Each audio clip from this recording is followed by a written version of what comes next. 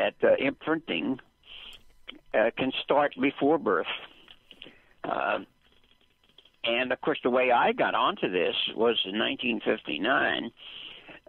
In May of 1959, I had a very busy obstetrical week. I had 3 difficult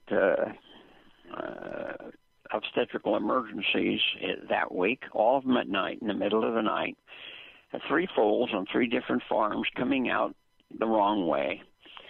And what I had to do is push them back in, turn them around, get them manipulated, and then deliver them.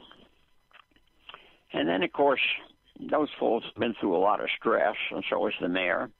So you don't just drive off. You stick around.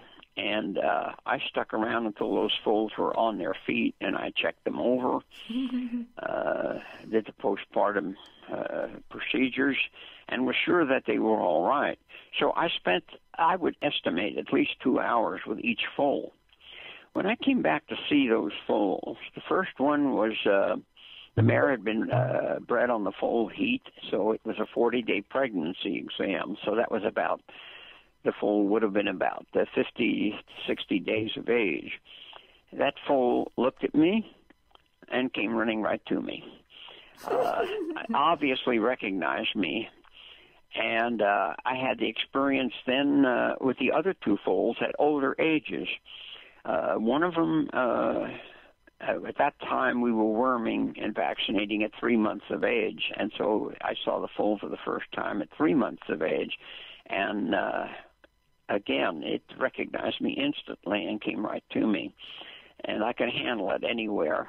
And I knew about imprinting in birds because of the work that was done in 1935 by an Austrian scientist, Konrad Lorenz, working with geese.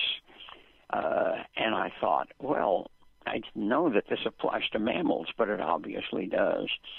And I had a pregnant mare of my own, so I decided to try an experiment. And when she foaled, and I'd always been taught, I have a degree in agriculture and animal science. I was taught to avoid handling newborn foals, that it would spoil them, it would antagonize the mare, it would interfere with the relationship between mare and foal. I was taught that in vet school, and I was taught that by every horseman I knew. And I never questioned it. And they said it would spoil the foal. And I had seen orphan foals that were raised on a bottle, and they were spoiled brats when they grew up. So it made perfect sense to me. So I did this with some apprehension. I worked with that foal 2 hours when it was born. I would not let it stand up, and I kept it on the ground and handled it all over its body, desensitizing every body opening, both nostrils, the ears, the mouth, tapping its feet, rasping the feet with the flat of my hand, preparing it for shoeing, for whatever it was going to experience in life. And then when it was 1 day old and on its feet, I knew I was onto something, because I had never seen a foal so docile and so attached to me, just like it was to its mother. And after I did 3 foals of my own, I started to go public with it when I'd get a routine postpartum on a newborn foal. I would say to the owner, would you like me to show you what I'm doing with my own foals? And they never refused. They said, oh, sure. And I'd spend an hour working with that foal. I didn't charge for the time because I had a selfish motive. I knew that foal was going to be a cooperative patient for the rest of its life. Absolutely. It'll never forget you. It's smart, actually.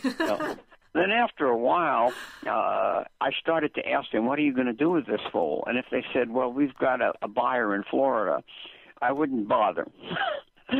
But if they said, oh, we're going to keep it, it's going to be one of our brood mares, then I would donate an hour of my time.